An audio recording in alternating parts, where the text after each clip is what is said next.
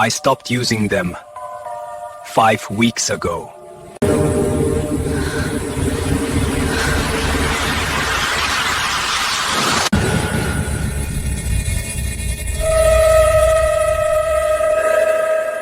The pregnancy test hit the marble floor and shattered. Two pink lines stared back at Maya Bennett like an accusation, like a death sentence, like the end of everything she thought she knew about the man sleeping in the bedroom 30 feet away.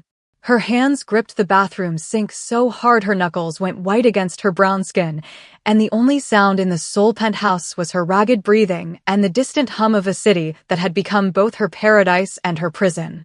3 months. She'd been with Park Jin-woo for exactly 3 months.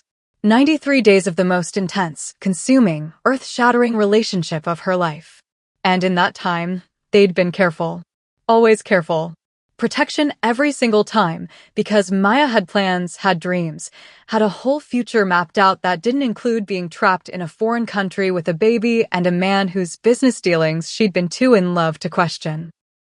Except now, staring at those two pink lines, Maya realized with ice-cold clarity that careful had been an illusion. That the protection had stopped weeks ago. That the man she'd fallen for, the man who'd made her feel more alive than anyone in her 24 years, had been playing a completely different game. Maya. His voice cut through the bathroom door, low and smooth and wrapped in that possessive Korean endearment that used to make her melt. Now it made her blood run cold. I know you found out. Come out so we can talk. I know you found out. Not, is everything okay? Not, what's wrong? Not even a pretense of surprise. Just calm, cold acknowledgement that she'd discovered his plan. Because it had been a plan all along. Every coffee date, every whispered promise, every time he'd looked at her like she was the only woman in the world, it had all been leading to this moment. To two pink lines and a choice that wasn't really a choice at all. Maya's reflection stared back from the mirror. Dark skin flushed with shock, natural curls wild around her face, eyes wide with something between terror and rage. Behind her, through the floor-to-ceiling windows, Seoul's Gangnam skyline glittered like a million tiny judgments. All those lights, all those people living normal lives, and here she was trapped in a bathroom, pregnant by a man she suddenly realized she didn't know at all. Maya. Firmer now, that edge of command bleeding through the patience. Open the door. We both know you're not going to hide in there forever. He was right. Of course he was right. Jin-woo was always right, always 3 steps ahead.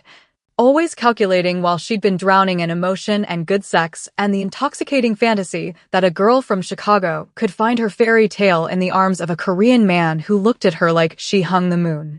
But fairy tales don't trap you. Fairy tales don't steal your choice. And the man waiting outside that door? He wasn't a prince. He was something far more dangerous. Maya's hand went to her still flat stomach, and she made herself ask the question that would define everything that came next. What do you do when the monster you're falling for has already made sure you can never escape? Her fingers found the door handle. Cold metal against her sweating palm. One twist and her life would change forever. One twist and she'd have to face the man who'd orchestrated her pregnancy like a chess move. One twist and she'd have to decide if love could survive this kind of betrayal. She opened the door. Jin-woo stood in the doorway like a fallen angel waiting for judgment. He discarded his suit jacket, and his white shirt hung open, revealing the black ink that crawled up from his collarbone. A tiger mid-pounce, claws extended, teeth bared in eternal violence. At 6'3", he towered over her 5'5" frame, all controlled power and lethal grace. But it was his face that broke something inside her chest. He wasn't sorry. Wasn't regretful. Wasn't anything except completely, utterly satisfied. You knew. The words scraped out of her throat like broken glass. Oh my God, you knew I was pregnant before I did. Of course I knew. His dark eyes tracked over her face with an intensity that made her skin prickle with equal parts dread and something she refused to name. I've been tracking your cycle for months, Maya. Downloaded that app on your phone while you were sleeping. Knew exactly when you'd be most fertile, most vulnerable, most likely to conceive. The room tilted. Maya grabbed the doorframe to keep from collapsing, her heart hammering so hard she could taste copper in her mouth. We use protection. Every single time for 3 months, I stopped using them 5 weeks ago. He said it like he was discussing the weather. Like he hadn't just confessed to destroying her entire future. Stopped buying them. Stopped pretending. Just me and you and nature taking its course. You're insane. The words came out as a whisper because anything louder would have been a scream. You tampered with my birth control? You got me pregnant on purpose. Yes. No hesitation. No shame. Just that single word hanging in the air between them like a death sentence. Maya's hand flew up before conscious thought caught up, aiming for his face with all the rage and betrayal burning through her veins. But Jinwoo caught her wrist mid-swing, his grip iron wrapped in silk. Firm enough to stop her, but careful not to bruise. Always so careful with his violence when it came to her. Let me go. She yanked against his hold, but he pulled her closer instead, until she could smell his cologne, sandalwood and smoke, and feel the heat radiating off his body like a furnace. Until she could see the flecks of gold in his dark eyes and remember every time those eyes had looked at her with something she'd mistaken for love. No. His free hand came up to cup her jaw, tilting her face up to meet his gaze. I'm never letting you go, Maya. That's the entire point of what I did. You trapped me. Her voice cracked, and she hated herself for the tears burning behind her eyes. You stole my choice. My future. Your contract ends in 9 weeks. Jinwoo's thumb traced along her jawline, and despite everything, despite the fury and betrayal coursing through her veins, her traitorous body still leaned into his touch. 9 weeks, and you were going to board a plane back to Chicago. Back to your safe little life teaching English to bored high schoolers. Back to your judgmental family and your mediocre friends, and that ex-fiancé who never deserved you in the first place. His forehead dropped to rest against hers, and she could feel his breath ghosting across her lips. You were going to leave me, Maya. And I couldn't. I can't. I won't allow that. So you decided to baby trap me? That's your solution. She shoved at his chest, but it was like pushing against a wall of muscle and obsession. Force me to stay because now I'm carrying your child? You think I had a choice? Something raw flickered in his eyes. Something that looked almost like pain beneath all that arrogant certainty. You walked into my life 3 months ago wearing that red dress at the gallery opening, and you looked at me. Actually looked at me like I was a man, not a weapon. Like I was worth knowing instead of just fearing. His jaw clenched, and Maya saw the muscle jump beneath his skin. Do you know what happens when you're the head of the Juan Syndicate? When everyone who sees you calculates how to use you or destroy you or profit from knowing you. When even your own mother looks at you and sees a chess piece instead of a son. What are you talking about? Maya's mind was racing, trying to process words that made no sense. Syndicate? What syndicate? Jinwoo's smile was sharp enough to cut. You never wondered where the money came from? The penthouse, the cars, the way people bow when I walk into restaurants? You never questioned why men twice my age call me Sejangnam with fear in their voices. Ice water flooded Maya's veins. You said you were an import-export. I am. His thumb traced her lower lip. I import weapons. Export drugs. Facilitate everything the Korean underground needs to function. I'm not a businessman, Jagiya. I'm a criminal. And now that you're carrying my child? His hand slid from her jaw to rest against her still flat stomach. Now my enemies have the perfect weapon to destroy me. You. How does a woman escape a man who's planned her entire future? How does she run when the monster holding her might be the only thing standing between her and something worse? Maya stared up at Jinwoo, at this stranger wearing her lover's face, and realized with devastating clarity that the real nightmare wasn't the pregnancy. It was the fact that, even knowing what he'd done, even understanding he'd manipulated and trapped and stolen her choice, part of her still wanted to lean into his arms and let him promise everything would be okay. What have you done to us? She whispered. Jinwoo's smile was gentle and terrifying at the same time. I've made sure we survive. Together. Whether you forgive me or not. The security alarm started screaming. The alarm's shrill scream cut through the penthouse like a knife through silk. Jinwoo's entire body went rigid, his hand still pressed against Maya's stomach, but every muscle in his frame had shifted from lover to predator in the span of a heartbeat. Stay behind me. He moved toward the living room with fluid grace, pulling a gun from somewhere Maya hadn't even seen him carrying. When had he armed himself? How had she never noticed? Jinwoo, what's happening? Quiet. Not harsh, but absolute. The voice of a man who expected obedience because lives depended on it. He pressed a panel on the wall she'd walked past 1,000 times, and it slid open to reveal screens. Dozens of them. Security footage from every angle of the building, the street, the surrounding blocks. And on those screens, Maya saw men in black tactical gear moving through the lobby with military precision. Oh my God. Her hand flew to her mouth. They found us faster than I expected. Jinwoo's jaw clenched as he watched the screens, his finger resting on the gun's trigger with casual familiarity that made Maya's stomach turn. I knew getting you pregnant would paint a target on our backs, but I thought we'd have more time. More time for what? Maya's voice pitched higher. Who are those people? Why are they here? Jinwoo turned to face her, and in his eyes she saw something that terrified her more than the armed men on the screens. Resignation. Like he'd been expecting this. Like he'd planned for this exact scenario. Remember when I said I'm the head of the Huan Syndicate? He moved toward a bookshelf, pressed another hidden panel. The entire wall slid back to reveal an arsenal that belonged in a military compound, not a penthouse apartment. Assault rifles, handguns, ammunition, body armor, knives that looked like they could gut a person in seconds. That means I control 60% of Seoul's underground market. Drugs, weapons, information, protection rackets. Anything illegal that generates money, I get a cut. Maya's legs gave out. She grabbed the back of the couch to keep from falling, her mind unable to reconcile the man who'd held her gently every night with the monster standing in front of an illegal armory. It also means, Jinwoo continued, strapping a vest over his shirt with practiced efficiency, that I have enemies. Lots of them.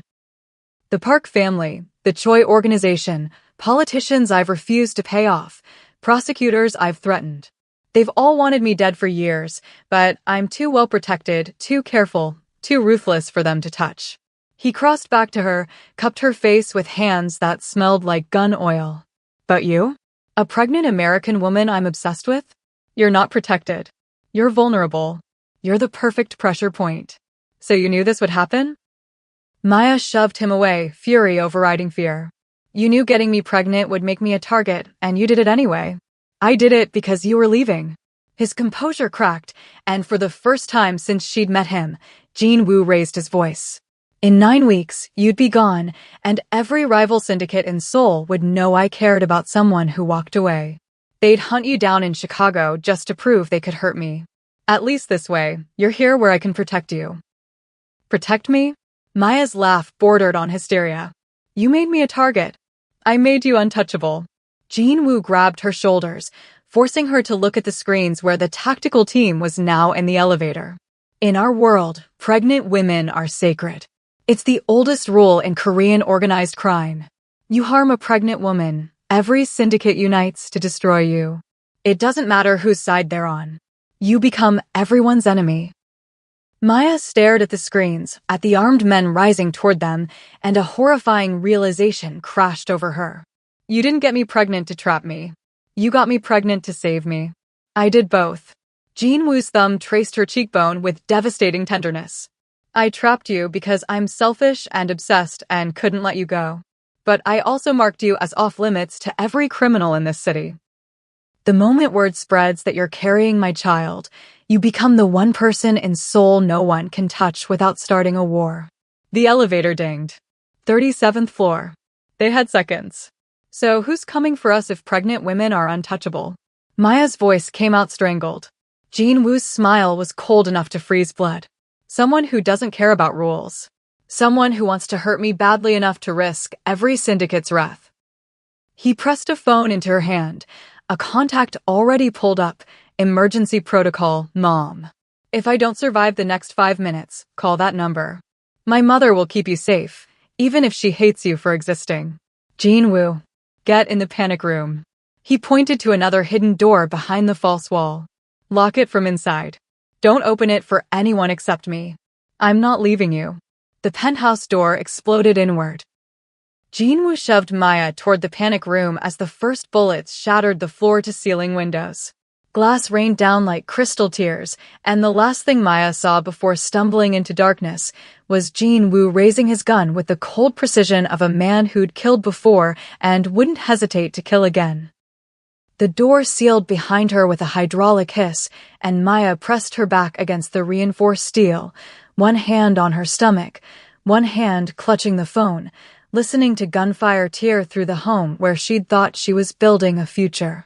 Who's coming for them, and will Jin-Woo's protection be enough? Or has his obsession finally written a check his violence can't cash? The gunfire stopped.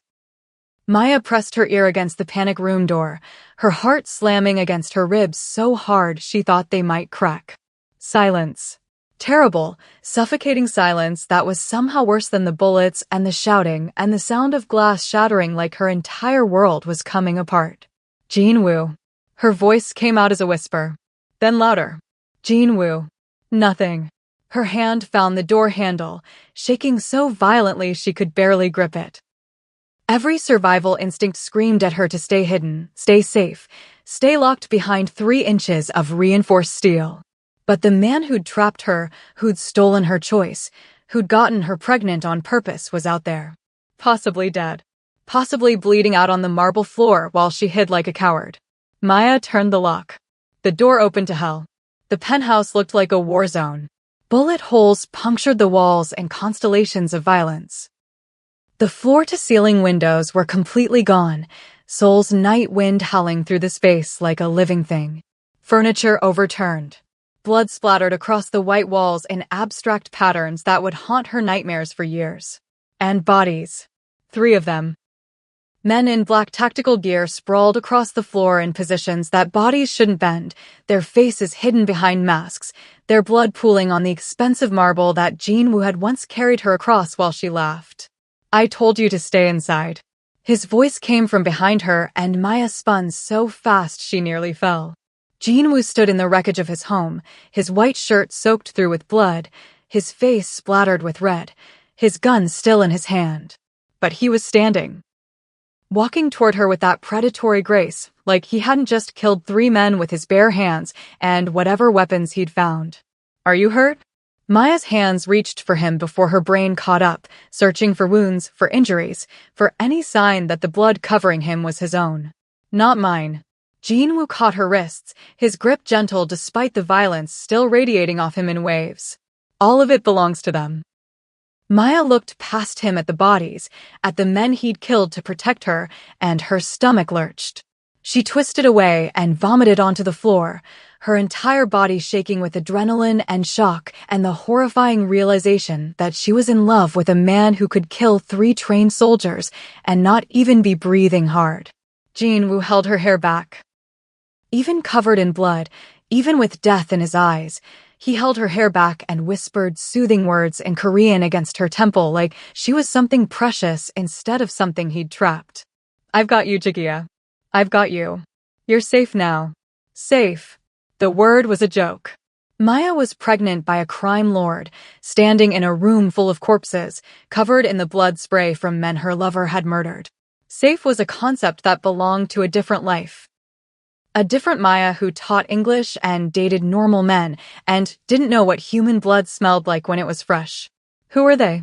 She wiped her mouth with the back of her hand, forcing herself to look at the bodies. To really see what Jin-Woo was capable of when someone threatened what was his. Park family enforcers. Jin-Woo's jaw clenched. Sent to eliminate you before word spreads about the pregnancy. They wanted to hurt me in the one way that would actually work. By killing me. It wasn't a question. By killing my child. His hand pressed against her stomach, still gentle despite being covered in someone else's blood. They don't care about you, Maya. They care about destroying the one thing I'd burn this entire city down to protect. Maya looked at his face. Really looked at him. At the cold calculation in his eyes, the complete lack of remorse, the way he'd transformed from the man who'd held her gently into something inhuman and back again in the span of minutes. This was who Jin-Woo really was. Not the coffee dates and museum visits and whispered promises. This. Violence wrapped in expensive suits. Death disguised as protection. A monster who loved her enough to kill. How many people have you murdered? The question fell out before she could stop it. Jin-woo didn't flinch. Didn't lie. Didn't try to soften the truth. 12. That I've personally executed. Hundreds more that I've ordered killed. Thousands that have died because of decisions I've made in boardrooms and backroom deals. The number hit her like a physical blow. 12 people. He looked 12 human beings in the eye and ended their existence. And now 3 more. 15 bodies in his wake, and he was looking at her like she was the sun, and he was just a planet caught in her orbit. You're a monster. But even as she said it, Maya's hands were still on his chest, still checking for wounds, still making sure he was okay. I know. Jin-woo's thumb traced her jawline, smearing blood across her brown skin. But I'm your monster. And that means something. His phone buzzed. He glanced at the screen, and his entire face went stone cold. We need to leave. Now. Why? What? That wasn't the main assault. Jin-woo pulled her toward the private elevator that led to the parking garage. That was a test. They wanted to see how well protected you are, how fast I'd respond, what kind of security I have in place. Maya's blood turned to ice water. A test? You just killed 3 men, and it was a test. The real attack is coming. Jin-woo stabbed the elevator button, his other hand checking his gun's ammunition with practiced efficiency. They're regrouping now. Probably called in reinforcements. We have maybe 10 minutes before this entire building becomes a kill zone. The elevator doors opened. Jin-woo pulled Maya inside, and as the doors closed on the penthouse full of blood and bodies and shattered dreams, Maya saw something that made her heart stop. One of the dead men's hand moved. Reached for something on his vest. A radio. A detonator. Something. Jin-woo. The explosion threw them against the elevator wall as the penthouse erupted in flames behind them. The cable shook, groaned, and for one terrible second Maya thought they were going to plummet 37 floors to their deaths. But the elevator held. Kept descending. And Jin-woo kept his body between her and the doors, kept his gun raised, kept himself as the shield between Maya and the violence that was hunting them. Who ordered the attack? Maya gasped against his chest. Who wants us dead badly enough to bomb your home? Jin-woo's face was grim as the elevator hit the parking garage. Someone who knows me. Someone close enough to understand exactly how to hurt me. The doors opened, and he pulled her toward a black SUV with tinted windows. Someone you know too. Maya's stomach dropped. What are you talking about? Jin-woo opened the SUV door, and on the windshield, written in what looked like lipstick, were 4 words that made Maya's entire world tilt sideways. Marcus says hello, baby. Who betrayed them, and how close to home is the threat? Maya stared at the words on the windshield until they blurred. Marcus. Her ex-fiancé. The man she'd fled Chicago to escape. The man who'd shattered her heart into so many pieces, she'd had to cross an ocean to put herself back together. That Marcus. No. She shook her head, backing away from the SUV like it was contaminated. No, that's impossible. Marcus doesn't even know I'm in Seoul. I changed my number, deleted my social media, told my family not to tell him anything. Get in the car, Maya. Jin-woo's voice was steel wrapped in silk. We can discuss this somewhere that isn't about to be swarmed by more killers. Don't tell me what to do. Her voice echoed through the parking garage. You don't get to drop that bomb and then just Marcus? My Marcus partnered with your enemies?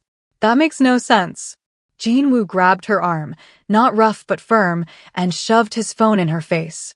Security footage played on the screen. Grainy but unmistakable.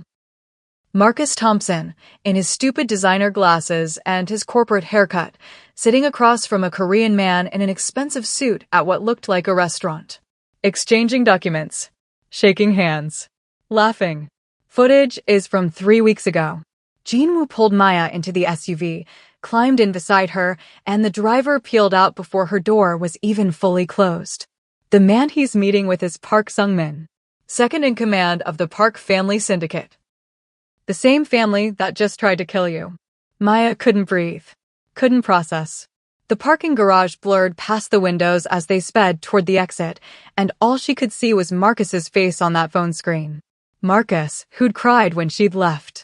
Marcus, who'd begged her to stay, to work things out, to forgive him for the cheating that had driven her halfway across the world. Why? The word came out broken. Why would Marcus partner with Korean mobsters? He's a financial analyst. He wears cardigans. He alphabetizes his spice rack. Because you left him. Jin Woo swiped to another image. Bank records. Wire transfers. Hundreds of thousands of dollars moving from Park Sung-min's accounts to Marcus Thompson's. And apparently your ex-fiancé doesn't handle rejection well. This is insane. Maya grabbed the phone, scrolling through the evidence with shaking hands. More photos. Marcus at Incheon Airport. Marcus meeting with private investigators. Marcus sitting in a car across from Jin Woo's building, watching, waiting, stalking. How long has he been in Seoul? 2 months. Jin Woo's jaw clenched. He arrived 1 month before you and I met. Started making connections with my enemies.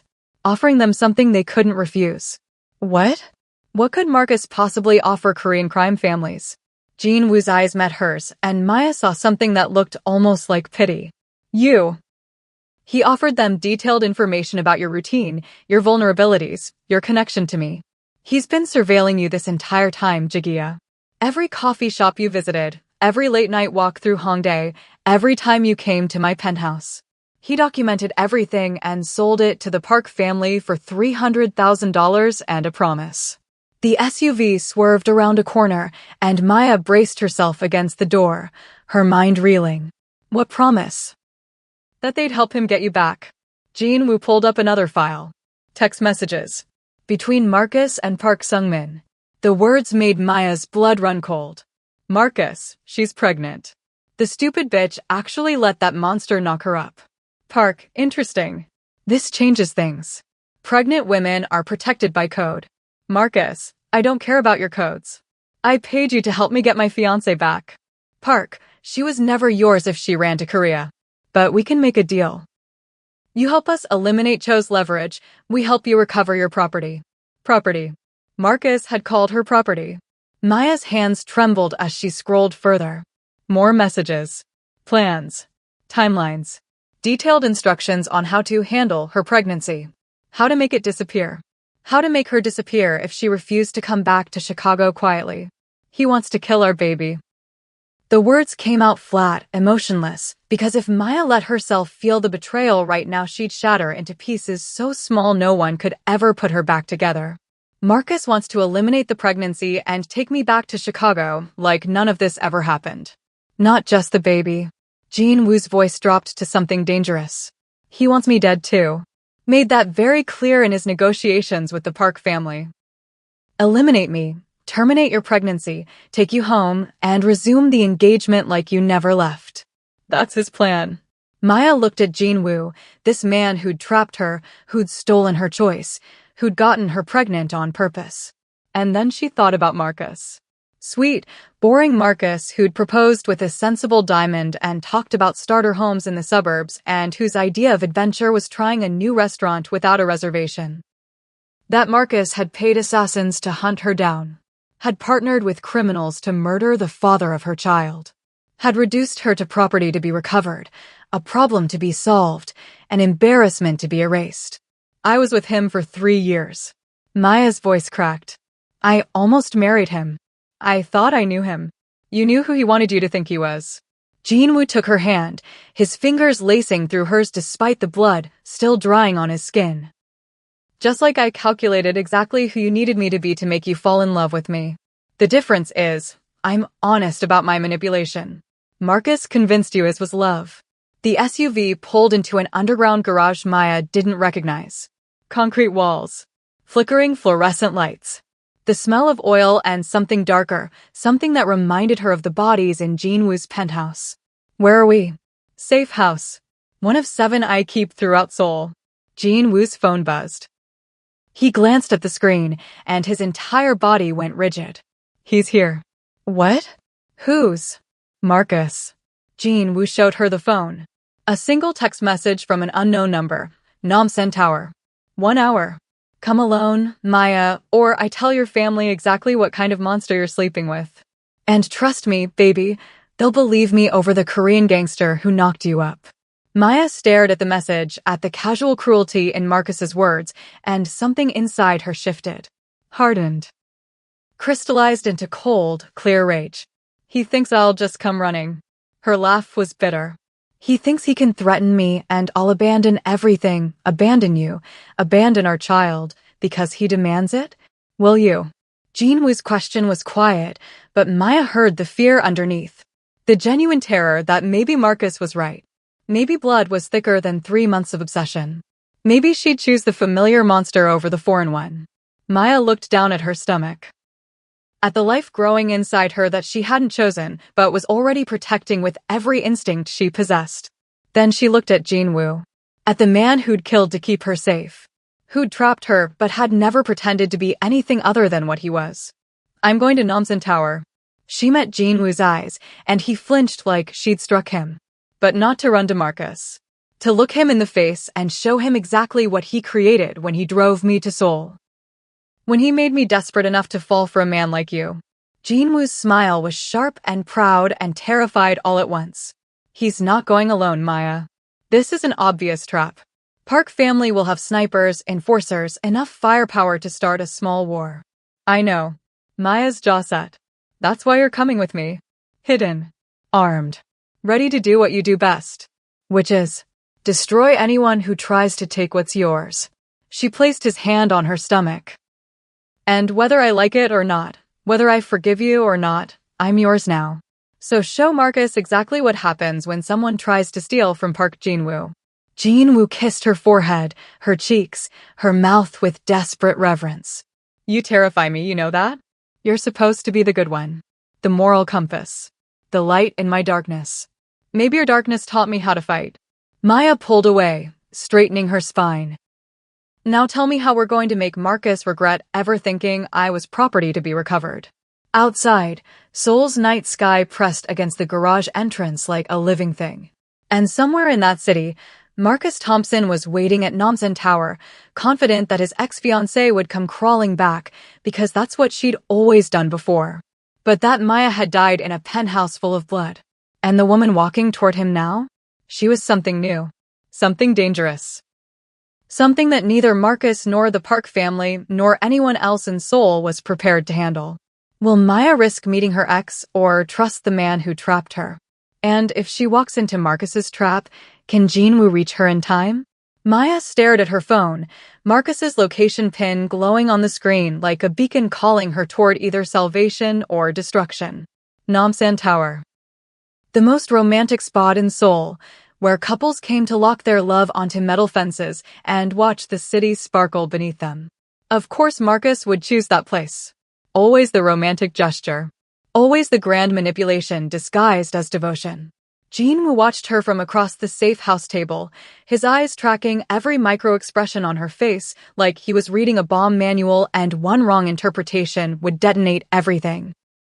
He'd cleaned the blood off, changed into fresh clothes, but Maya could still see it. The violence. The bodies. The man who'd killed 3 people without breaking a sweat. You don't have to go. His voice was careful, measured. I can handle Marcus. Make him disappear like he was never in Seoul. Your family would just think he moved on, and you'd never have to face him again. You mean murder him? Maya set the phone down, her hands surprisingly steady. That's what you're offering. To kill my ex-fiancé because he's inconvenient. Because he's dangerous. Jinwoo leaned forward, and Maya saw the predator beneath the man. He's already tried to have you killed once. The Park family doesn't act without significant payment, and Marcus gave them $300,000, detailed surveillance, and a promise to testify against me if they need legal leverage. He's not playing games, Jagia. He wants you back or he wants you dead. There's no middle ground with men like him. Men like him. Maya's laugh was hollow. You got me pregnant on purpose, but Marcus is the dangerous one? I trapped you because I love you. Jinwoo's jaw clenched. He's hunting you because you damaged his ego. There's a difference. Is there? Maya stood, pacing the small safe house like a caged animal. You both see me as something to possess. You both made choices about my body, my future, my life without asking. You both think you know what's best for me better than I know myself. She spun to face him, and the words came out sharp enough to cut. So tell me, Jinwoo, what makes your obsession noble and his obsession evil? What makes you the hero of this story and him the villain when you both stole my choice? Jinwoo stood slowly, and Maya saw something flicker in his eyes. Pain. Real, genuine pain that he couldn't hide behind his usual control. You want the truth? The real difference between me and Marcus. Please enlighten me. I'll let you go. His voice cracked on the words. If you walk out that door right now, if you go to Namsan Tower and choose him over me, choose Chicago over Seoul, choose the life you had over the life I forced you into, I'll let you go. I'll dismantle the Park family's operation so they can't touch you. I'll transfer enough money to your account that you and the baby will never need anything. And I'll disappear from your life like I was never here. Maya's breath caught. You're lying. I'm not. Jinwoo crossed to a laptop, typed rapidly, and turned the screen toward her. Bank transfer ready. $10 million. Recipient, Maya Bennett. All he had to do was hit confirm. I planned this the moment I got you pregnant. An escape fund. In case you hated me so much that staying would destroy you. He pulled out another document. Legal papers. Custody agreement. You get full custody. I get nothing. No visitation, no rights, no claim to our child. You can raise them in Chicago, tell them whatever you want about their father, and I'll never interfere. Maya stared at the papers, at the money, at the man who'd just offered her everything she'd thought she wanted 3 months ago. Freedom. Choice. A life without his obsessive control. Why? The word came out barely a whisper. Why trap me just to offer to let me go? Because Marcus won't. Jinwoo's hand shook as he set the papers on the table. If you go to him, he'll take you back to Chicago and spend the rest of your life making sure you never have the power to leave again. He'll monitor your phone, your friends, your bank accounts. He'll get you pregnant again and again until you're too tired, too trapped, too broken to run. He'll smile and call it love while he slowly erases every part of you that made you brave enough to come to Seoul in the first place. He pulled up another file. Screenshots. Marcus's browser history, recovered by Jinwoo's tech team. Maya's stomach turned as she read the search terms. How to control independent girlfriend. Legal ways to monitor spouse. Best tracking apps for iPhone. How to make her financially dependent. He's been planning this for years, Maya. Since before you even left Chicago. Why do you think he cheated? It wasn't because he stopped loving you. It was a test. To see if you'd stay. To see how much you'd tolerate before you broke. Maya sank into a chair, the evidence swimming before her eyes. And when I left instead, he panicked. Jinwoo knelt in front of her, taking her hands. Because the test failed. You were supposed to forgive him, supposed to be grateful he came back, supposed to learn that threatening to leave wouldn't work. But you actually left. You called his bluff. And men like Marcus can't handle that. So he followed me to Seoul. The pieces clicked together with sickening clarity. He partnered with your enemies. He's been watching me for 2 months. Waiting for the perfect moment to prove you need him. Jinwoo's thumb traced circles on her palm. And now that you're pregnant? He's convinced that if he eliminates me, you'll be desperate enough to come back. Scared single mother in a foreign country, no job, no support system. You'd have to return to him. Have to accept whatever terms he offered. Have to let him save you. Maya looked at Jinwoo, really looked at him. At the man who'd shown her his monster from the beginning. Who'd trapped her but never pretended it was anything other than obsession. Who'd stolen her choice, but was now offering it back. You're still a monster, she said quietly. I know. You still got me pregnant on purpose. I know. I should hate you. Her voice broke. I should choose Marcus. Choose Chicago. Choose the safe, normal life over the crime lord who ruined everything. You should. Jinwoo's eyes were wet. Actually wet. Maya had never seen him cry. But Maya, Jagia, my light in the darkness, if you choose me, if you stay, I swear on every body I've buried and every sin I've committed that I will spend the rest of my life earning the choice you didn't get to make. I will prove every single day that I'm worth the prison I built around you. Maya's hand went to her stomach, to the life they'd created through manipulation and obsession, and something that might eventually, possibly, become actual love. She thought about Chicago. About her judgmental family and her mediocre teaching job and a life that had felt like slowly suffocating until she'd bought that one-way ticket to Seoul. She thought about Marcus. About 3 years of feeling never quite good enough, Never quite pretty enough, never quite quiet enough to be the woman he actually wanted. And she thought about Jinwoo. About coffee dates and museum visits, and the first time someone had looked at her like she was worth committing crimes to keep. If I go to Namsan Tower, she said slowly, and Marcus is there with Park family enforcers, what happens? Honestly, Jinwoo's face hardened. It's a trap. He's betting on your good heart. Betting you'll trust him over me because he hasn't shown you his monster yet. Park Sung-min will have snipers positioned around the tower. Armed men ready to take you into custody the moment you're away from my protection. They'll eliminate me, terminate the pregnancy, and put you on a plane to Chicago before you can even understand what happened. And if you come with me? Hidden. Then we turn the trap back on them. Jinwoo stood, pulled out his phone. I have 12 men ready to deploy. Snipers of my own. Escape routes mapped. We go to Namsan Tower, let Marcus think he's won, and when he makes his move, we destroy the Park family's operation so completely they'll never threaten us again. Maya stood, her decision crystallizing into something cold and clear and absolutely certain. I'm going to Namsan Tower. And you're coming with me, Jinwoo. Because I need to look Marcus in the face and show him exactly what he created when he tried to control me. And after? Jinwoo's voice was careful. After we deal with Marcus and the Park family? What then? Maya met his eyes. Then you and I are going to have a very long conversation about boundaries, respect, and what kind of relationship we're actually building. Because I'm not staying with you out of fear or desperation or because I have no other options. Then why are you staying? Because you terrify me. Maya took his face in her hands. But Marcus disgusts me. And I'd rather face my fear than swallow my disgust for the rest of my life. Jinwoo kissed her like a man granted pardon from execution. Desperate and reverent and achingly gentle. I'll protect you with everything I have. I know you will. Maya pulled back. Now let's go show my ex-fiancé what happens when he underestimates a woman who learned to love a monster. The drive to Namsan Tower took 30 minutes through Seoul's night traffic. Jinwoo's team followed in 3 separate vehicles, invisible to anyone not trained to spot tactical surveillance. Maya sat in the passenger seat, watching the city blur past, her hand resting on her stomach.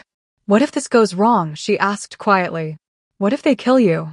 What if I lose the baby? What if Marcus actually wins? Jinwoo's hand covered hers. Then you take the money, you go to Chicago, and you raise our child to be better than both of us. You tell them their father loved them enough to die protecting them. And you forget Park Jinwoo ever existed. I couldn't forget you if I tried. Maya turned to look at him. That's the problem. That's why this is so complicated. You've ruined me for normal, Jinwoo. After you, how could I ever go back to safe? His smile was sad and fierce at the same time. After you, Jagia, I couldn't go back to empty. So I guess we ruined each other. Namsan Tower loomed ahead, its observation deck glowing against the night sky like a lighthouse calling ships toward rocks. And somewhere up there, Marcus Thompson was waiting. Confident. Prepared. Certain that his ex-fiancée would come crawling back because that's what she'd always done before. But the woman stepping out of Jinwoo's SUV wasn't the woman Marcus had dated. Wasn't the woman who'd apologized for his cheating and tried harder to be what he wanted. Wasn't the woman who'd made herself smaller to fit into his perfectly planned life. This woman was pregnant by a crime lord. This woman had watched 3 men die protecting her. This woman had chosen the monster over the mask. And Marcus Thompson was about to learn exactly what that meant. Ready? Jinwoo adjusted his earpiece, his team confirming positions around the tower. Maya took a deep breath, her hand on her stomach where their child grew. Let's end this. Did Maya just walk into an execution, and can Jinwoo reach her in time? Or is Marcus about to learn that some women don't need saving, they need unleashing? The observation deck was nearly empty. Most tourists had left hours ago, leaving only the glow of locked love padlocks and the Seoul skyline stretching out like scattered diamonds on black velvet. Maya's heels clicked against the concrete as she walked toward the railing where Marcus stood, his back to her, hands in his coat pockets like he was just another romantic fool waiting for his lover. Except Maya could see them now. Jinwoo's training had taught her to notice things. The slight bulge under Marcus's left arm. The way he stood too rigidly, like someone was watching him through a scope. The 3 tourists positioned at strategic points around the deck, all men, all wearing identical shoes despite different outfits. Park family enforcers. Just like Jinwoo predicted. Maya. Marcus turned, and the smile on his face was the same one he'd worn when he proposed. Warm. Trustworthy. Completely manufactured. Thank God you came. I was worried that monster had you so brainwashed you wouldn't. Cut it. Maya stopped 10 feet away, her hands visible, her body language open. Everything Jinwoo had coached her to do. Make them think she's compliant. Make them think she's scared. I'm here. So say what you need to say, Marcus. His smile faltered. You've changed. Your voice, your posture, the way you look at me. What did he do to you? He showed me what control actually looks like. Maya's laugh was sharp. Turns out, you've been doing it for years. I was just too naive to notice. Marcus's face shifted. The warm mask cracked, and something cold slithered underneath. You went through my search history. Jinwoo showed you, didn't he? Took things out of context, made me look like a monster when all I wanted was to keep us together. You tracked my phone. Maya counted on her fingers. You monitored my spending. You isolated me from friends. You cheated to testify I'd stay. And when I left, you paid $300,000 to Korean mobsters to help you drag me back. To save you. Marcus stepped forward, and Maya saw his hand twitch toward whatever was under his jacket. That man got you pregnant on purpose, Maya. He trapped you. I'm trying to free you. By killing my baby? The words came out flat, emotionless. That's freedom, Marcus? Forcing me to terminate my pregnancy so I can come back to Chicago and pretend none of this happened. Marcus's eyes went hard. Dead. Maya saw the real him for the first time in 3 years, and her blood ran cold. It's not your baby. It's a problem. A complication that needs to be resolved before we can fix this. Fix us, you mean? There is no us if you're carrying his bastard. Marcus pulled his hand from his jacket, and Maya saw the gun. Small. Compact. Pressed against his side where the enforcers couldn't see. So here's what's going to happen, baby. You're going to walk over here very calmly. You're going to let me take you to a private clinic where the Park family has doctors waiting. They'll terminate the pregnancy, clean you up, and we'll be on a plane to Chicago by morning. Maya's hand went instinctively to her stomach. And if I refuse? Then I shoot you in the leg. These nice gentlemen help me carry you out, and we do it the hard way. Marcus's voice dropped to something ugly. Either way, that thing inside you dies tonight. Your choice is whether you cooperate or bleed. The observation deck was so quiet Maya could hear her own heartbeat. Could hear the city breathing below them. Could hear Jinwoo's voice in her earpiece, so faint only she could detect it. North Sniper has Marcus. Say the word and I end this. But Maya didn't say the word.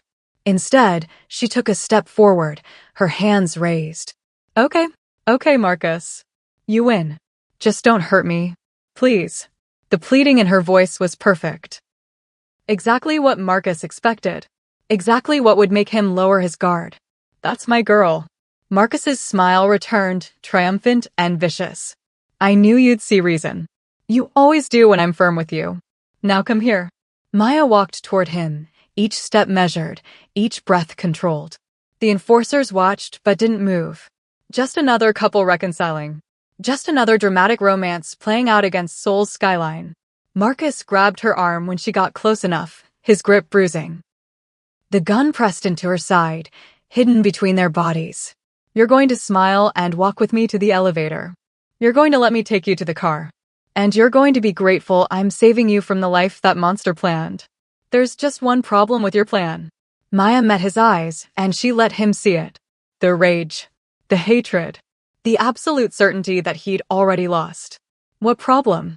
Marcus's grip tightened. You assumed I came alone. The red dot appeared on Marcus's forehead half a second before his knee exploded. Marcus screamed, releasing Maya as he collapsed. The gun clattered away across the concrete. The 3 enforcers reached for their weapons, but Jinwoo's team was faster. Suppressed gunfire cut through the night air, 3 shots, 3 bodies dropping before they could even draw. And then Jinwoo was there, stepping out of the shadows with his gun trained on Marcus's head. His team materialized around the observation deck perimeter, blocking every exit, every escape route, every possible avenue of rescue. Get away from her. Jin Woo's voice was death incarnate. Get your filthy hands away from what's mine, or the next bullet goes through your skull instead of your kneecap. Marcus writhed on the ground, blood pooling beneath his shattered leg. You're insane. This is assault. I'll have you arrested. The U.S. Embassy will. The U.S. Embassy doesn't care about a man who paid assassins to murder a pregnant woman. Jin Woo nodded, and one of his men dropped a folder next to Marcus. That's every transaction you made with the Park family. Every text message. Every wire transfer. Enough evidence to put you away for conspiracy to commit murder, human trafficking, and international racketeering. Maya watched Marcus's face strain of color as he flipped through the documents. Watched him realize Jin Woo had documented everything. Recorded everything. Built an airtight case that would destroy him legally, financially, and socially. You can't do this. Marcus's voice pitched into desperation. Maya, tell him. Tell him you want to come home. Tell him you choose me. Maya knelt down, careful to keep her body out of Jin Woo's line of fire. She looked at the man she'd almost married, the man who'd reduced her to property, the man who'd just threatened to shoot her and kill her child. I do choose. She stood, walked to Jin Woo's side, and laced her fingers through his. I choose the monster who's honest about what he is over the monster who pretends to be human. Marcus's face twisted with rage and disbelief. You're making a mistake. He'll destroy you. He already did. Maya's smile was sharp enough to cut. But at least he had the decency to let me see the cage before he locked me inside. You would have spent our whole marriage convincing me the cage was freedom. Jin Woo's hand tightened on hers. What do you want me to do with him, Jagia? Your choice. Maya looked at Marcus, at the blood and the fear and the impotent rage in his eyes. A month ago, she would have felt pity. Would have called an ambulance and tried to save him because that's what good people did. But that Maya had died in a penthouse full of corpses. And this Maya? She'd learned that sometimes mercy was just weakness wearing a halo. Give him to the Park family. Her voice was cold. Let them know he failed. Let them know he brought Jin Woo's wrath down on their operation because he couldn't handle rejection. Let them handle the liability. Marcus's eyes went wide with horror. No, Maya, please. You don't understand what they'll do to me. They'll torture me. They'll kill me. Maya, please. You are going to kill my baby. Maya's voice didn't waver.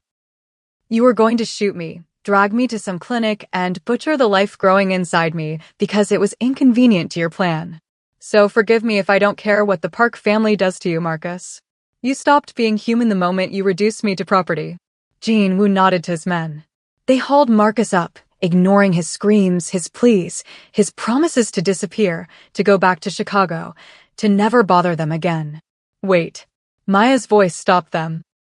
She walked over to Marcus, looked him in the eye one last time. You taught me something valuable tonight. You taught me that monsters come in all shapes. Some wear expensive suits and kill without remorse. Others wear cardigans and call their violence love. She leaned closer, her voice dropping to a whisper only Marcus could hear. Jin Woo got me pregnant on purpose, and I'm staying with him anyway. What does that tell you about how badly you failed as a man? Marcus's face crumpled. And Maya felt nothing. No satisfaction. No guilt. Just cold, clear certainty that she'd made the right choice. Jin Woo's men took Marcus away. His screams echoed through the observation deck until they faded into Seoul's night noise. Gone. Eliminated. Removed from her life like a cancer cut out before it could spread. Maya stood at the railing, looking out at the city, her hand on her stomach. Jin Woo came up behind her, wrapped his arms around her waist, pressed his face into her hair. You could have chosen mercy. His voice was quiet. Could have told me to let him go. I would have if you'd asked. I know. Maya leaned back into his warmth. But mercy is for people who deserve it. Marcus forfeited that right when he aimed a gun at our child. Our child. Jin Woo's hand covered hers on her stomach. You said, our. Maya turned in his arms, looking up at this man who'd killed for her, trapped her, destroyed anyone who threatened what was his. I'm still angry at you. I still haven't forgiven you for stealing my choice. But Jin Woo. She touched his face. If I had to choose between your honest obsession and Marcus's disguised control, I choose you. Every time. Jinwoo kissed her like she was oxygen, and he was drowning. Desperate and grateful and achingly gentle despite the violence still humming through his veins. We need to leave. He pulled back reluctantly. Park family will retaliate when they realize we've eliminated their enforcers and returned their investment broken. Where do we go? Jinwoo's smile was dangerous and beautiful at the same time. Home. To meet my mother. Because if you think tonight was hard, Jagia, wait until you meet the woman who made me. Will Jinwoo kill Marcus, and what will that mean for Maya's soul? Or has she already lost pieces of herself that can never be recovered? The helicopter ride from Namsan Tower to Jinwoo's family compound should have been terrifying.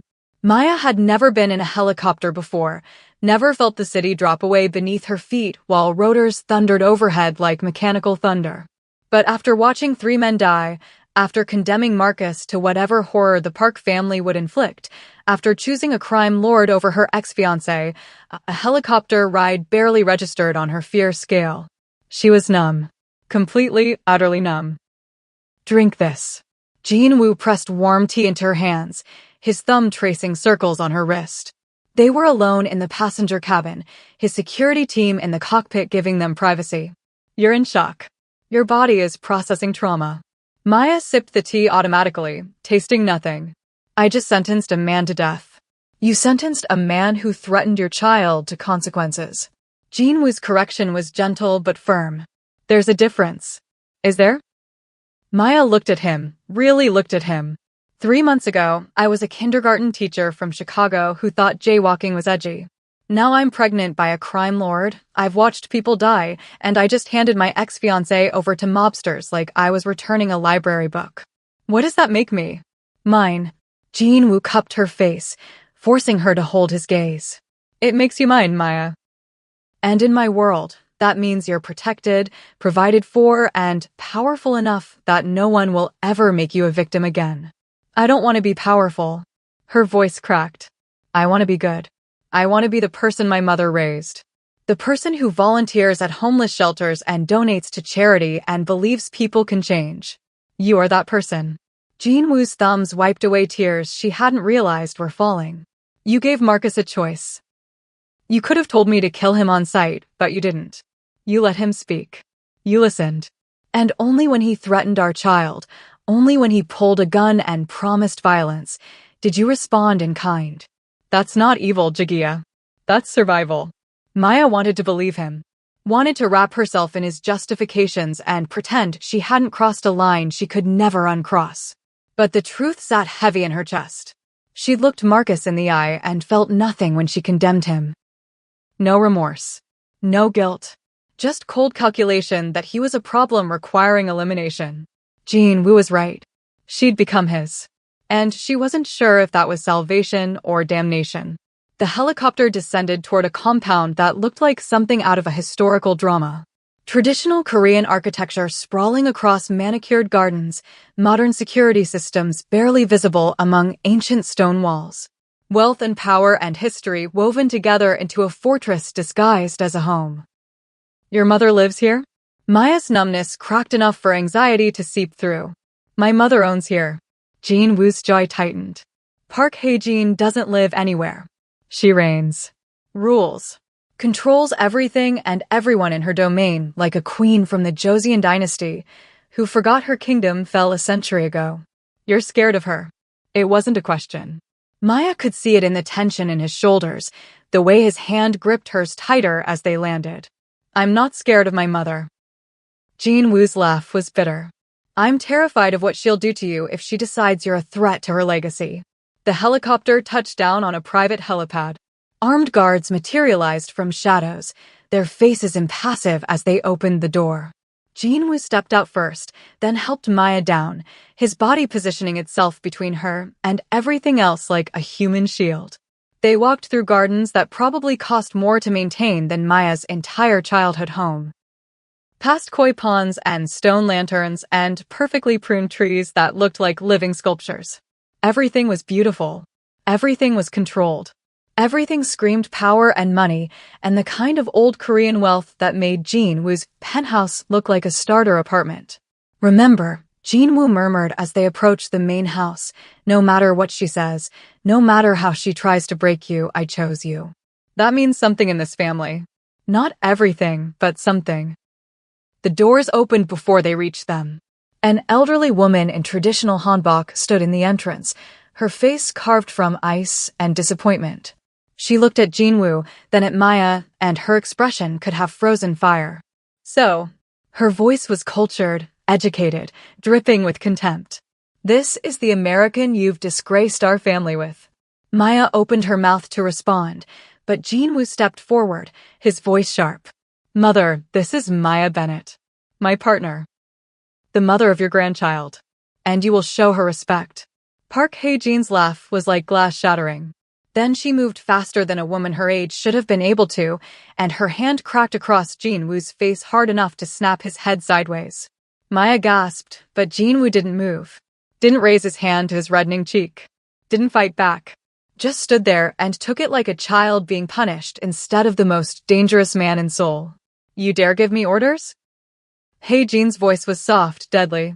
You dare bring this foreign embarrassment into my home, into our legacy, and demand I treat her as anything other than the mistake she is. She's pregnant with my child. Jinwoo's voice didn't waver. That makes her family whether you like it or not. Family? Hae-jin circled Maya like a predator examining prey. Family is blood. Family is heritage. Family is the generations of Park lineage that you're diluting with this. Careful, mother. Jinwoo's voice dropped to something dangerous. Finish that sentence and you and I will have a very different conversation. Hae-jin's eyes flashed, but she stopped. Looked at Maya with naked calculation. You think you're special? You think because my son is obsessed with you that makes you important? I've watched Jinwoo destroy 2 women before you. Good Korean women from respectable families. Women who understood our world and still couldn't survive his obsession. Maya's blood ran cold. What happened to them? The first one. Hae-jin's smile was cruel. Murdered by my son's enemies. They gutted her in front of him to teach him that love is weakness. He was 23. Screamed for hours. Didn't speak for weeks.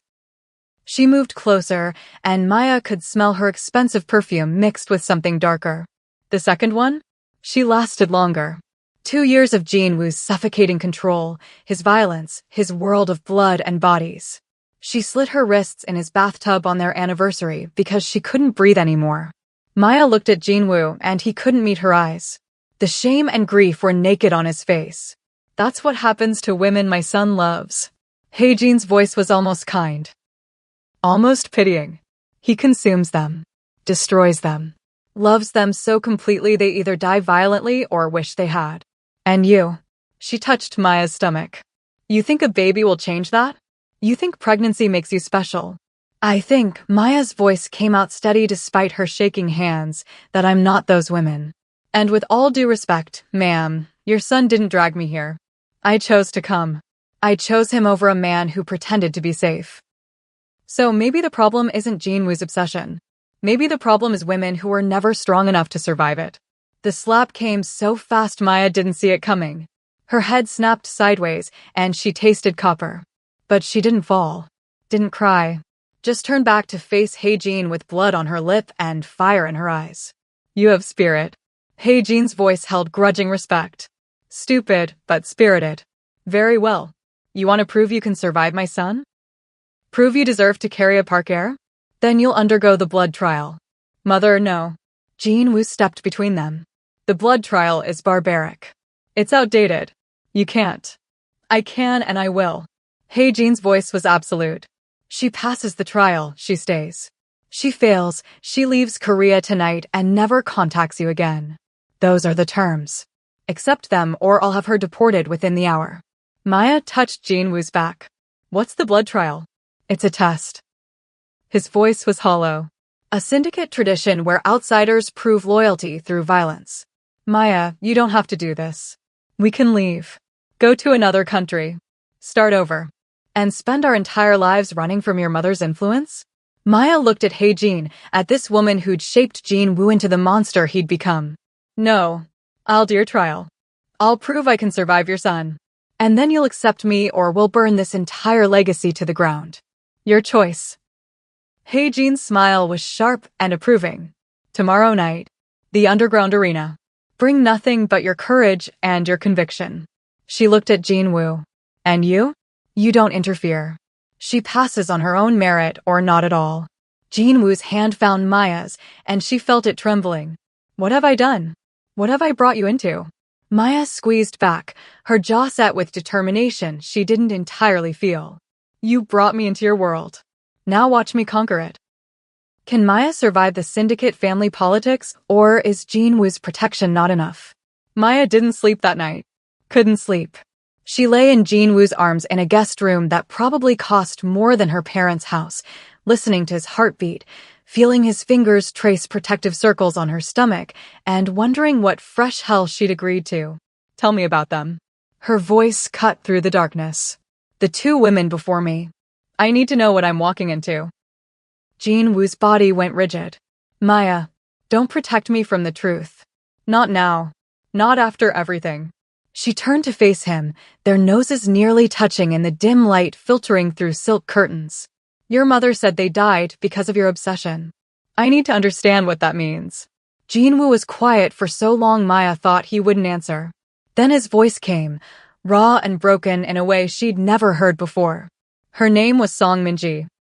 I was 23, stupid. Thought I could have something normal despite what I was. She was a law student. Beautiful. Brilliant. Saw me at a charity gala and smiled like I was just a man instead of a monster in training. His hand stilled on Maya's stomach. I fell hard. Fast. Obsessive even then, but I didn't know how to control it. Didn't know how to protect what was mine. Maya waited, giving him space to continue. The Choi Syndicate found out about her. Used her to get to me. Sent me pictures of her tied up, beaten, begging. Demanded I surrender territory, assets, my entire operation. His voice cracked. I refused. Thought I could outsmart them. Thought I could save her and keep my power. I was wrong. Jin-woo. They sent her back in pieces. The words came out flat, emotionless, like he'd locked the pain so deep it couldn't touch him anymore. Her fingers first. Then her toes. Then larger pieces. By the time I found where they were keeping her, she'd been dead for 3 days. They'd kept her alive for a week. Tortured her. Made her scream. And I couldn't save her because I was too arrogant to give them what they wanted. Maya's hand found his face in the darkness, feeling wetness on his cheeks. Jin-woo was crying. Actually crying. I killed them all. His voice turned cold. Every single member of the Choi Syndicate. 18 men. I tortured them the way they'd tortured Min-ji. Made them beg. Made them suffer. And when I was done, when their blood was pooled so deep I was standing in it, I still felt empty. Because she was still dead. And it was my fault. The second woman? Maya whispered. Kang Soo-yeon. 2 years later, after therapy, after my mother convinced me I deserved another chance. Jin-woo's laugh was bitter. She was a doctor. Strong. Capable. I thought maybe someone who dealt with life and death daily could handle my world. I was wrong again. He took a shaky breath. I was better that time. More controlled. More careful. Protected her like Fort Knox. No one could touch her. No one could threaten her. But I didn't realize the cage I was building. The way I monitored her every movement, vetted her every friend, controlled her every decision because I was so terrified of losing her the way I lost Min-ji. She left. Maya asked quietly. She tried. 3 times. And every time, I found her. Brought her back. Convinced her I'd change. That I'd give her more freedom. But I never did. Because freedom meant risk. And risk meant losing her. So I held tighter. His voice broke completely. Until one night, our 2-year anniversary, I came home early with flowers and champagne. Found her in the bathtub. Water red. Her wrists open. And a note that said, I love you, but I can't breathe anymore. Maya's tears fell silently. She pulled Jin-woo closer, and he shattered. This powerful man who'd killed 15 people, who commanded respect through fear, who'd trapped her with such calculated precision, broke apart in her arms like a child. I did that. He sobbed into her hair. My love killed her. My obsession suffocated her until death seemed like freedom. And my mother was right. I destroy everything I touch. Every woman I claim. Every person I love. Stop. Maya's voice was firm. Look at me, Jinwoo. He pulled back, his face wet, his eyes red and devastated. I'm not Minji. I'm not Suyeon. Maya's hands framed his face. I'm Maya Bennett from Chicago who came to Seoul looking for adventure and found a monster instead. But here's what your mother doesn't understand. Here's what you don't understand. What? I've already seen your worst. You got me pregnant on purpose. You trapped me. You killed in front of me. You've shown me the cage and locked me inside, and I'm still here. Not because I'm weak. Not because I have no choice. But because I'd rather be trapped by someone honest about their obsession than someone who calls their control love. She pressed her forehead to his. So yes, you destroyed those women. Yes, your obsession killed them. But I'm not them, Jinwoo. I fight back. I push boundaries. I make you earn every piece of control you take. And maybe that's what makes this different. Or maybe, Jinwoo's voice was hollow, it just means you'll suffer longer before I break you too. Then break me. Maya's smile was fierce. Try. Give it everything you have. Because I'm betting on something your mother never considered. What? That maybe you don't destroy the women you love. Maybe you just never found one strong enough to survive you. Jinwoo kissed her like she was salvation and destruction wrapped in one body. Desperate and grateful and terrified that she was right or worse, that she was wrong. The door opened without warning. Hae-jin stood in the entrance, backlit by hallway lights, her expression unreadable. How touching. Her voice dripped sarcasm. My son crying over past failures while his current mistake comforts him. Perhaps you'll last longer than 2 years, American. Perhaps you'll make it to 3 before you're begging for death too. Perhaps, Maya sat up, meeting Hae-jin's gaze without flinching, I'll last forever. And then you'll have to accept that your son isn't the problem. Your belief that love is weakness is. Hae-jin's eyes flashed. Tomorrow night, 10 p.m. The underground arena beneath the compound. You'll face the blood trial, and we'll see exactly how strong you think you are. She looked at Jinwoo. And you? You'll watch. You'll see her fail or succeed without your interference. Because if she can't survive one trial without you, she'll never survive a lifetime with you. She left, and the door closed with finality. Maya turned to Jinwoo. What exactly is this blood trial? Jinwoo's face had gone pale. It's how my mother tests outsiders who want to join the family. Usually it's potential soldiers, men who want to work for the syndicate. They have to prove loyalty through violence. What kind of violence? They bring in someone who's betrayed the syndicate. Someone sentenced to death anyway. And the recruit has to execute them. Proves they can kill when ordered. Proves they're loyal above morality. Maya's blood ran cold. She wants me to kill someone? I'm pregnant. I'm not even part of your organization. How is that? It's a power play. Jinwoo's hands were shaking. She's betting you can't do it. That when faced with actual murder, you'll break. And then she can force you to leave, convince me you're not strong enough, maintain her control. Or, Maya's voice was steady despite her hammering heart. Or you pass. You prove you can survive in our world. And she has to accept you as family. Jinwoo cupped her face. But Maya, Jagia, if you do this, if you actually kill someone, there's no going back. You'll cross a line that can't be uncrossed. Your soul will carry that weight forever. Maya thought about Marcus. About how easily she'd condemned him to the Park family. About how she'd felt nothing when his screams faded into Seoul's night. Maybe she'd already crossed that line. Maybe Jinwoo's world had already changed her into something unrecognizable. What if I refuse? She asked. What if I tell your mother to go to hell? Then we run. Leave Korea tonight. Start over somewhere she can't reach. Jinwoo's voice held desperate hope. We don't have to do this. We don't have to play her games. Maya looked at this man who destroyed 2 women before her. This monster who was offering her escape even though it would cost him everything. His family. His legacy. His mother's approval that he'd spent 30 years trying to earn. And she made her choice. What is the blood trial, and can Maya survive what it demands? The underground arena smelled like old blood and newer fear. Maya descended stone steps that looked centuries old, Jinwoo's hand gripping hers so tightly she lost feeling in her fingers. The walls were rough-hewn rock, lit by torches that cast dancing shadows like demons waiting to claim her soul. This wasn't some modern facility. This was ancient. Traditional. The kind of place where Korean crime families had settled debts and tested loyalty for generations. At the bottom, a circular space opened up. Dirt floor. Stone walls rising 20 feet to a gallery where Hae-jin sat on a throne-like chair, surrounded by men in expensive suits. Syndicate leadership. Jin-woo's mother had made this a spectator event. A public execution disguised as a trial. Welcome. Hae-jin's voice echoed through the arena. Maya Bennett from Chicago. You claim you're strong enough to survive my son. Tonight, we test that claim. Jin-woo started to step forward, but armed guards blocked his path. Led him to the gallery, forced him into a chair beside his mother.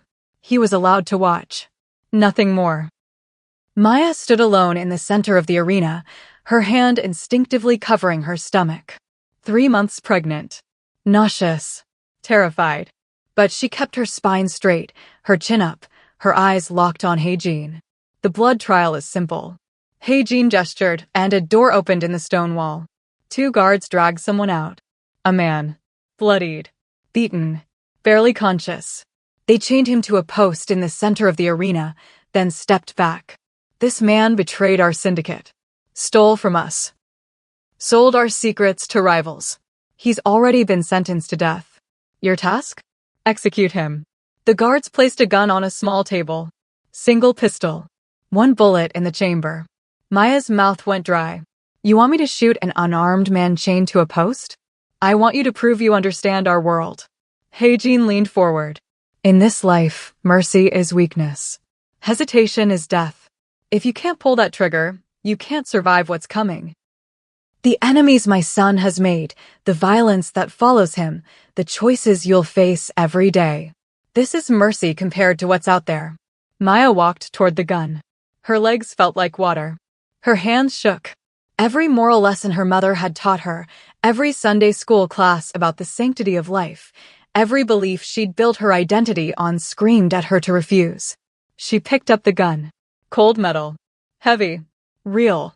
The man chained to the post lifted his head. His eyes met hers through swollen lids. He was young. Maybe 30. Korean. A wedding ring on his finger catching torchlight. Someone's husband. Someone's son. Someone who'd made a mistake and now would die for it. Please. His voice was barely a whisper. Please, I have a daughter. She's 5. She needs her father. Maya's finger found the trigger. The weight of it felt like holding someone's entire life in her hand. Do it. Hae-jin's voice was cold. Prove you belong in this family. Prove you can make the hard choices. Pull the trigger or leave Korea tonight and never see my son again. Maya looked up at Jin-woo. He was standing now, his face anguished, his hands gripping the railing. She could see him mouthing words. You don't have to do this. Please. Don't become this. But that was the thing, wasn't it? She'd already become this. The moment she'd condemned Marcus. The moment she'd chosen Jin-woo's honest monster over pretend safety. The moment she decided that surviving mattered more than staying clean. Maya raised the gun. Aimed at the man's head. Her hands were steady now. Eerily steady. Like some part of her had detached, floated away, left just the cold calculation required to survive in Jin-woo's world. Wait. Her voice cut through the arena's silence. I have a question first. Hae-jin's eyebrow raised. You're not in a position to ask questions. You said he betrayed the syndicate. Stole secrets. Sold them to rivals. Maya kept the gun trained on the man but looked at Hae-jin. What secrets? Who did he sell them to? And why should I believe you're telling me the truth? Hae-jin's smile was sharp. You think I'm lying? I think you're testing me. Maya's voice grew stronger. And I think the real test isn't whether I can pull this trigger. It's whether I'm smart enough to question orders before I follow them blindly. The arena went silent. Hae-jin stood slowly, her face unreadable. You told Jin-woo that his obsession killed 2 women. Maya continued, her fingers still on the trigger, but her brain working overtime. Song Min-ji was murdered by enemies. Kang Soo-yeon took her own life. Both tragedies. Both his fault for being careless or controlling. But neither of them questioned you, did they? Careful, girl. Jin voice dropped to dangerous levels. Minji trusted Jin Woo would save her. Soo-yeon trusted he'd change. Maya's eyes hardened. But I'm not interested in trust. I'm interested in truth. So I'm going to ask again, what did this man actually do? And don't lie to me because I'm pregnant and hormonal and holding a loaded gun. Jin stared at Maya for a long moment. Then she laughed. Actually laughed, the sound echoing off stone walls like breaking glass. He worked in our accounting department. Discovered I've been embezzling from my own son for years. Building a private fortune Jin Woo doesn't know about. This man threatened to tell him unless I paid him to stay quiet. Jin's smile was vicious. So yes, he betrayed us. But more importantly, he threatened me. And I don't tolerate threats. Maya looked at Jin Woo. Saw the shock on his face. He hadn't known. His own mother had been stealing from him, and he'd been too blind with loyalty to see it. So let me get this straight. Maya lowered the gun slightly. You want me to murder a whistleblower who discovered your corruption? You want me to prove I'm loyal to this family by executing someone who is actually trying to protect it? I want you to prove you follow orders. Jin's voice was ice. In our world, the why doesn't matter. Only obedience. Maya looked at the man chained to the post. At his wedding ring. His swollen eyes. His broken body. Then she looked at the gun in her hand. At Jin watching from her throne. At Jin Woo gripping the railing like it was the only thing keeping him from jumping into the arena. And Maya made her choice. She turned. Aimed the gun directly at Jin. The arena erupted. Guards reached for their weapons. Men shouted. Jin Woo screamed no. But Maya's voice cut through the chaos like a blade. Here's what's going to happen. Her hands didn't shake. Not anymore. You're going to release this man. You're going to give him enough money to take his daughter and disappear. And you're going to accept me into this family not because I followed orders, but because I'm the first person in 30 years who had the spine to point a gun at your face. Jin's eyes were wide. Actually wide. Maya had surprised her. If you wanted someone who blindly obeys, you should have tested me with an actual traitor. But you brought me a man who discovered the truth. A man with a daughter who needs him. A man whose only crime was having a conscience. Maya's voice was steel. I won't kill him. I won't become the kind of person who murders witnesses to cover up corruption. If that means I fail your test, fine. Jin Woo and I will leave tonight, and you can keep your stolen fortune and your broken legacy. She thumbed the safety on the gun. Removed the bullet. Set it on the table. But if you want to know if I can survive your son? Maya walked toward Jin's gallery, her eyes locked on the matriarch. I just pointed a loaded gun at the most dangerous woman in Seoul and didn't flinch. I think that proves I'm strong enough to handle anything Jin Woo throws at me. The silence was deafening. Then Jin started clapping. Slow. Deliberate. Interesting choice. Foolish. Possibly suicidal. But interesting. She nodded to the guards. Release the accountant. Give him the money. Make sure he and his daughter are on a plane to wherever they want to go by morning. The guards hesitated. Now. Jin's voice cracked like a whip. They unchained the man. He collapsed, sobbing, crawling toward Maya. Thank you. Thank you. God bless you, thank you. Maya helped him up. Take your daughter and run. Don't come back. Don't look back. Just survive. He nodded, and the guards led him away. Alive. Breathing. Saved by a pregnant American who'd called a crime matriarch's bluff. Jin descended from her gallery. Walked across the arena floor. Stopped inches from Maya's face. You passed. Her voice held grudging respect mixed with cold assessment. Not because you followed orders, but because you proved you can think. Question. Strategize. The two women before you? They would have pulled that trigger without hesitation because Jin Woo or I told them to. They were obedient. Compliant. Weak. She grabbed Maya's chin, forcing eye contact. But you? You questioned the premise. Challenged the test. Protected an innocent man even when it meant losing everything. Her smile was sharp. That's the kind of strength this family needs. The kind that survives not through obedience, but through intelligence. She released Maya and turned to the gallery. Park Jin-woo's chosen partner is accepted into this family. Anyone who threatens her answers to me. Anyone who questions her place dies. Understood. The men in the gallery bowed. Yes, matriarch. Heijin looked back at Maya. But understand this, girl. You won tonight because I allowed it. Because your defiance amused me and proved a point. But cross me again? Point a gun at me again? And Jinwoo won't find enough pieces of you to bury. We clear. Crystal. Maya's voice didn't waver. But understand this, Heijin. I'm not afraid of you. I'm not afraid of your threats or your violence or your legacy. Because I've already chosen to love a monster. Yours just wears better jewelry. Heijin's laugh was genuine this time. Oh, Jinwoo. You've found yourself a wild one. Try not to break this one too quickly. I'm starting to like her. Jinwoo was there suddenly, pulling Maya into his arms, his entire body shaking. You're insane. You're completely insane. Do you know what could have happened? If those guards had shot you? If my mother had ordered your execution? Then you would have burned this entire compound to the ground. Maya pulled back to look at him. Because that's what monsters do when you threaten what's theirs. Right? His kiss was desperate and grateful and achingly proud. Right.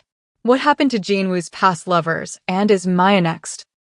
3 days after the blood trial, Maya stood in Jinwoo's private study watching rain streak down floor-to-ceiling windows. Seoul looked gray and muted, like the city itself was holding its breath.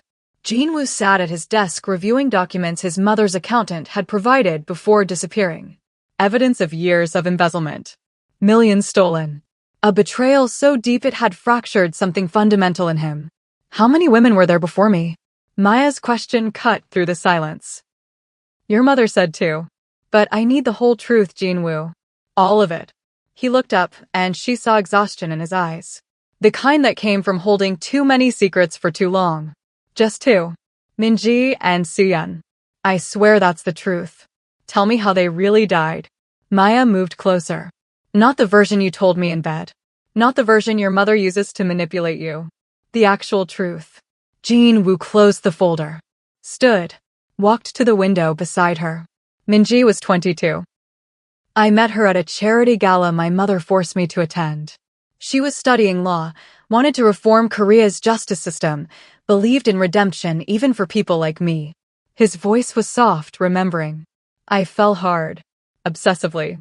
Started controlling her life because I was terrified the Choi Syndicate would discover I cared about someone. But they found her anyway. No. Jinwoo's voice cracked. My mother told them. Gave them Minji's address, her schedule, her vulnerabilities. Used her as bait to test whether I'd choose love or power when forced to pick. Maya's blood ran cold. What? I didn't know until 2 years ago. Found encrypted communications in my mother's files. His hands clenched into fists. She orchestrated Minji's kidnapping. Told the Choi Syndicate exactly how to hurt me.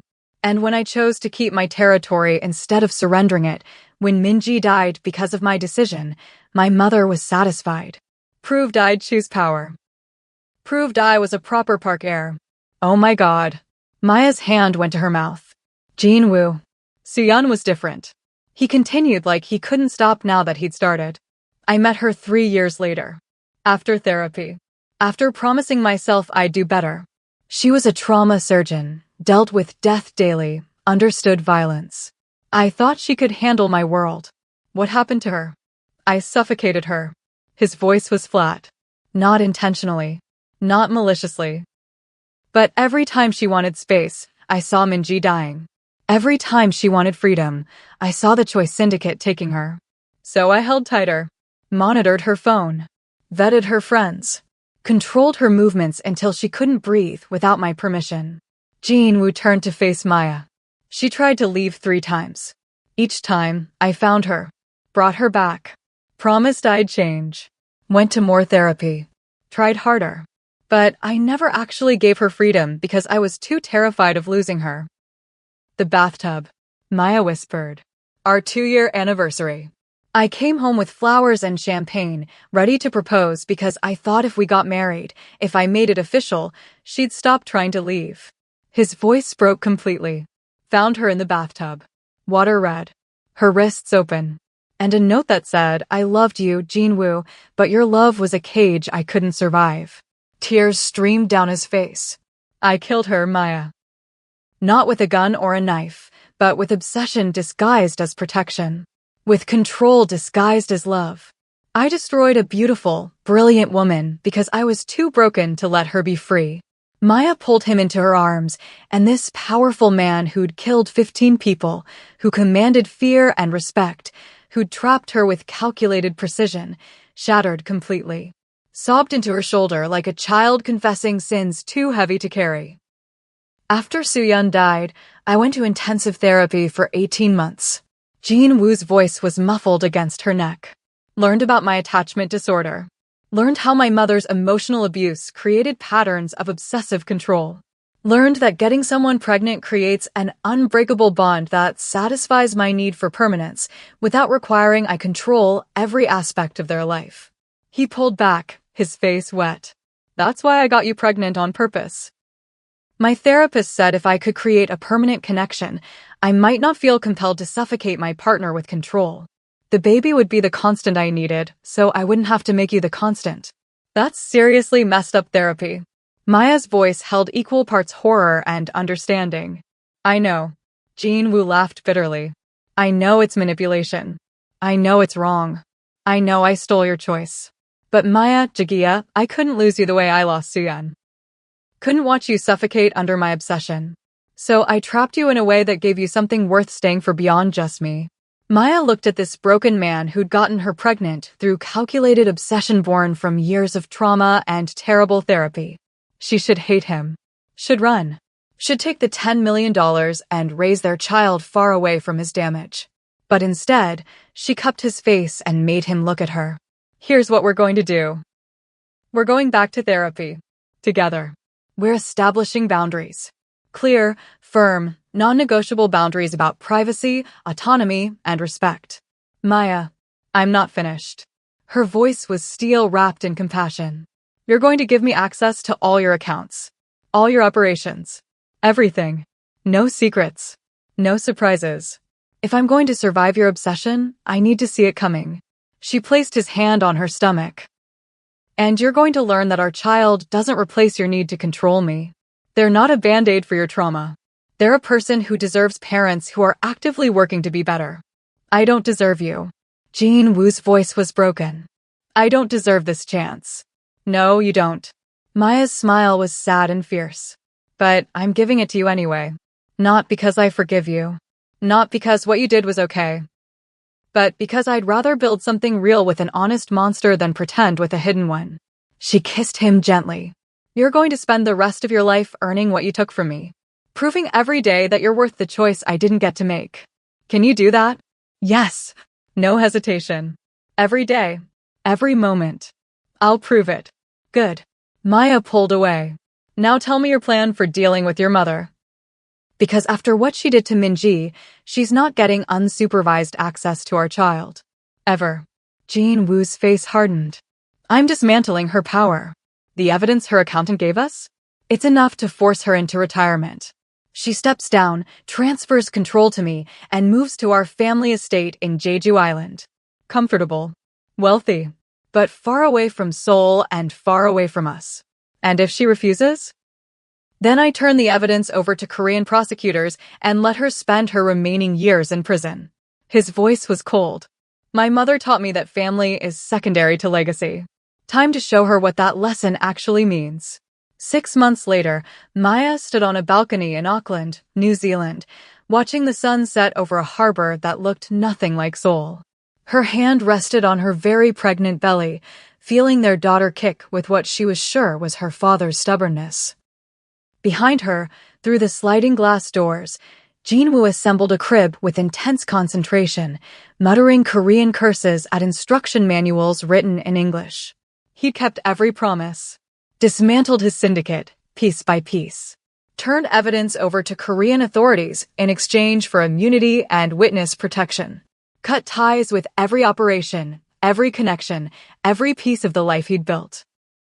They disappeared into new identities so thoroughly that even Hae-jin's extensive network couldn't find them. Daniel Cho and Maya Chin according to their New Zealand passports. A normal couple expecting their first child. No syndicate. No violence. No blood-soaked legacy. She's active today. Jin Woo's voice came from behind her, and she felt his arms wrap around her waist. Must be practicing her escape routes already. She gets that from you. Maya leaned back into his warmth.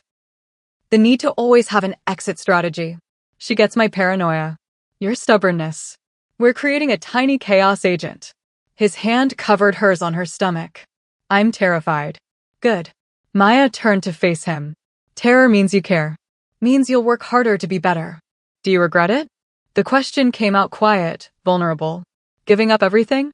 Your family, your country, your freedom to choose. Maya looked at this man who'd trapped her, destroyed his entire empire to protect her, walked away from everything he knew because she demanded boundaries. I regret how we started. I regret that you stole my choice. I'll probably carry anger about that for the rest of my life. She placed his hand over their daughter's kicks. But regret you? Regret this? Regret becoming someone strong enough to survive a monster's love? Never. Jin Woo's eyes were wet. I don't deserve you. I know. Maya's smile was gentle. But you're earning me. Every single day, you're earning me. And that's more than most people ever get. As the sun dipped below the horizon, painting the Auckland sky in shades of pink and gold, their daughter kicked again. Strong. Insistent. Demanding to be born into this complicated, messy, beautiful disaster of a love story they'd built from obsession and choice, and something that was finally, tentatively, starting to feel like actual love. We should probably figure out what we're telling her. Jin Woo's voice held humor and fear in equal measure. When she's old enough to ask how we met. The truth. Maya was firm. We tell her the truth. That her father got her mother pregnant on purpose. That it was wrong and manipulative and started from a place of trauma and obsession. That her mother chose to stay anyway because sometimes love doesn't save you from darkness. Sometimes you both have to walk through fire to find something worth keeping. She's going to think we're insane. Probably. Maya laughed. But she'll also know her parents were honest. That we didn't pretend our love story was a fairy tale. That we built something real from something broken. Jin Woo pulled her close, his face buried in her hair. Thank you. For what? For teaching me I deserved saving too. For showing me that monsters can learn to be human if someone's brave enough to believe in them. His voice cracked. For choosing me every day even when I stole your first choice. Maya turned in his arms, kissed him with the kind of love that comes from surviving impossible odds together. Thank you for proving you were worth choosing. For walking away from power to build peace. For showing me that sometimes the bravest thing you can do is change. Their daughter kicked between them, impatient to be born into this new life they'd built from ashes. And as Auckland's lights began to twinkle like earthbound stars, Maya realized something profound. Sometimes love doesn't look like the stories promise. Sometimes it's messy and complicated and starts from the worst possible place. Sometimes you have to choose your monster over your safety because at least your monster is honest about what they are. And sometimes, if you're very lucky and very brave and very stubborn, your monster learns to be human. Not perfect. Not redeemed. But better. Trying. Earning the love they stole with calculated precision. That wasn't a fairy tale. But it was real. And real, Maya had learned, was so much better than perfect. Ready to meet our daughter? Jin Woo asked as Maya felt the first contraction ripple through her body. Ready to prove we can raise her better than we started. Maya squeezed his hand. Let's show this kid what love looks like when it's built on truth instead of illusion. 12 hours later, Hannah Cho entered the world screaming her displeasure at the cold, bright hospital room. She had her father's dark eyes and her mother's stubborn chin and lungs powerful enough to wake the entire maternity ward. Jin Woo held his daughter for the first time, and Maya watched his face transform. Saw the monster she'd fallen for become something softer. Not tame. Never tame. But gentle in a way she'd never witnessed before. I'm going to protect you. He whispered to Hannah in Korean. I'm going to love you without suffocating you. I'm going to be better than my mother was. Better than I've been. I'm going to show you that love doesn't have to be a cage. Hannah grabbed his finger with surprising strength and didn't let go. She's got your grip. Maya smiled through exhausted tears. Already holding on like her life depends on it. She gets that from me. Jin Woo looked up, his face wet. The need to hold tight to good things. But I'm teaching her the difference between holding and trapping, between loving and possessing. She deserves better than the lessons I learned. Maya watched her monster cradle their daughter with infinite care, and she thought about the journey that had brought them here. About pregnancy tests and penthouse shootouts, about blood trials and honest confessions, about choosing the devil you know over the one wearing an angel's mask. Their story wasn't pretty, wasn't romantic in any traditional sense, wasn't something she'd tell at parties or write in Christmas cards. But it was theirs, built on ashes and obsession and the slow, painful work of two broken people trying to build something whole. I love you. Jinwoo said it like a confession. Like he was still surprised she'd stayed. I know. Maya took his free hand. And I love you too. Not despite what you are, but including it. All of it. The monster and the man and everything in between. Hannah made a small sound, content in her father's arms. And in that Auckland hospital room, surrounded by the wreckage and redemption of their impossible love story, the Cho family began their next chapter. Not perfect. Not forgiven. Not redeemed in any way that would satisfy moral storytellers. But real. Honest. Trying. And sometimes that's all love can be. Messy and complicated and built from the worst possible beginning, but choosing each other anyway. Every single day. Not because it's easy, but because it's worth it. If you made it this far, you've witnessed a love story that breaks every rule. A relationship built on obsession, betrayal, and choices that blur every moral line. But maybe that's what makes it real. Maybe perfect love stories are overrated. Maybe the ones that survive fire are better than the ones that never face heat. Drop a comment below. Are you Team Jinwoo or Team Run? Would you have chosen the honest monster or the hidden one?